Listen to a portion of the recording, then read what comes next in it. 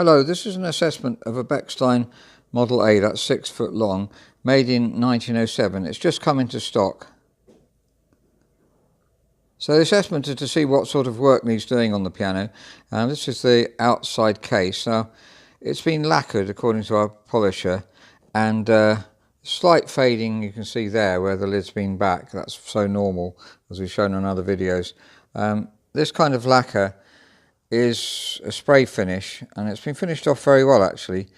So they've left some marks underneath the lacquer before, but the piano generally looks quite pleasant, so it wouldn't we'll obviously sell it less expensively than if we French polished it ourselves, but it's not going to detract if you want a piano that looks good.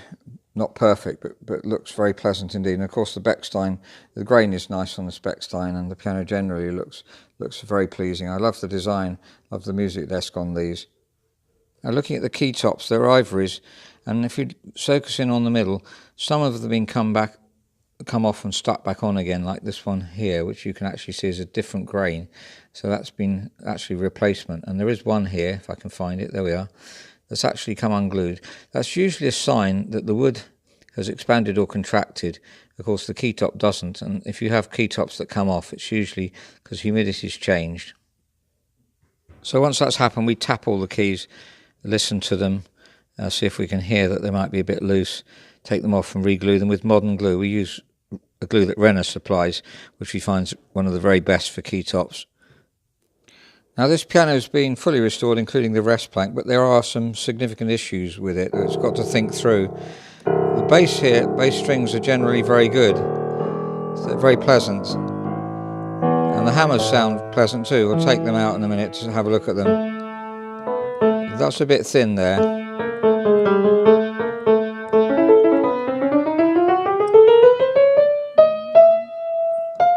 So generally there's a good tone, good breakpoint tone there, but as I say, there are significant issues. Now the common issue on Bechstein A's is a cracked frame here. Now I don't know if you would have picked it up. We've painted over it actually, so well, you might be able to pick it up. Let's have a look on this side here. It might show up better. Sorry, I'm looking in the wrong place. There we are. This one you can see, certainly. Let's go towards it. Now next to the 3 tuning pins, you'll see, if you look at images on the internet, you'll see several cracked frame images. There it is. It's been painted over. Technicians will know that that doesn't really cause much problem. Just if you want to restring it, then we would definitely stitch weld that so it looks perfect. Now the paint on this piano is also brushed on, so it's not particularly brilliant finish.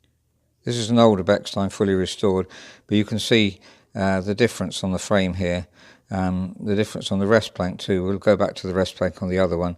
This is a green felt, by the way. The older Bechsteins have green felt. Some are just after 1900 they had both, and then they changed to having Bechstein blue. There's Bechstein blue you can see there. I'm not quite sure of the date when it was changed. Anyway, we'll focus on the main problem, which is here. Now if you look at those 3 tuning pins, I want you to look closely, and then we'll see if you can detect it with your eye. And we'll look at the fully restored one that we've done. And there's the same 3 pins, the last ones on the fully restored one. These 3 at the end I'm talking about. And the ones on the piano we're assessing, these 3 here. And then we'll just, you might have guessed already, we'll show with the tuning lever. So there's my standard tuning lever on the centre one of those, and no problem at all.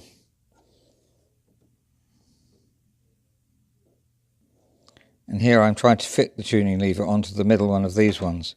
So both the middle one and this either side, it's really difficult to get this standard tuning lever on. So the pins are too close to each other. When the rest plank was changed, the holes were bored too close to each other. So you can get around this by putting this thinner extension on, or having the thinner lever in the first place. Mine's the standard one. I never have this problem with any pianos, so that just shows you how unusual it is. If we look at the thickness of these two, you see my lever's a lot thicker than the other one. So the other one does fit, but I don't know if we want to recycle a piano, as it were, that has that problem. Now the tuning pins are tight, which is the most important thing. It would allow us to just recondition rather than fully restore this piano. And the rest plank, I beg your pardon, the soundboard of the piano, you can see that this is very typical where you get this slight cracking here. But let's look underneath the piano at the same point. And looking underneath the piano, there's no evidence whatsoever of cracks appearing. So that's just a surface one, which will, if it's subject to great dryness, then obviously it will open up completely. But it's not affecting the tone at the moment. Looking at the hammers on the piano, these are recovered hammers. The tone is reasonably good. Recovering is not normally as good as total replacement because it's hard to get the felt tight on the old wood. But you can see the staple there, that's clearly not as clean as it would be if it's a new hammer. That's the way you can tell recovering. Down the bass end it's plainly obvious, you can see those are not new hammers. Here's a staple in a new hammer on an action model. You can hardly see the staple on this one. Also, new hammers tend to have an undercovering, not always. Some new hammers don't have undercovering, but that different colour there is not on the recovered ones normally. Here's a nice neat staple on this upright action model. You can see obviously a new hammer there. So that's an assessment of a Bechstein Model A that's 6 foot long and it was made in 1907 and sounds really pleasant as it is. So it's coming to stock and we've got to decide what to do because it has the one technical problem I mentioned about the tuning pins being too close to each other, the bottom row. Now, several possibilities there. We've never, as it were, recycled a piano that has that problem before, and it's the only major problem on it. So my thoughts are, well, we could use it as a rental piano and then it will be in our possession all the time. And the tuning lever, you need to have a special small one in your toolkit to tune it. I don't have one normally because I've never ever had to do that. It's so rare. That problem for me is unique. I have seen it once before and we're actually fully restoring a piano that has the problem. But to actually recycle a piano that has the problem, if we fully restored this piano, obviously we can redo the whole piano and make it perfect. But it's already playing well, so it's very tempting just to leave it. If you're interested in the piano as it is, and you'd have to be aware of the problem and accept the fact that it's got that problem, which is not a problem, as I say, if you've got the right tool. So interesting, but typical Bechstein tone throughout. So there's nothing else desperately wrong with it at all. Tuning pins are tight, key tops are good. There's just one here that's we got to glue back on, and others which this one we might replace because it's badly done. Depends on obviously cost. We can make the piano less expensive by doing less work. So an interesting assessment, this one, really.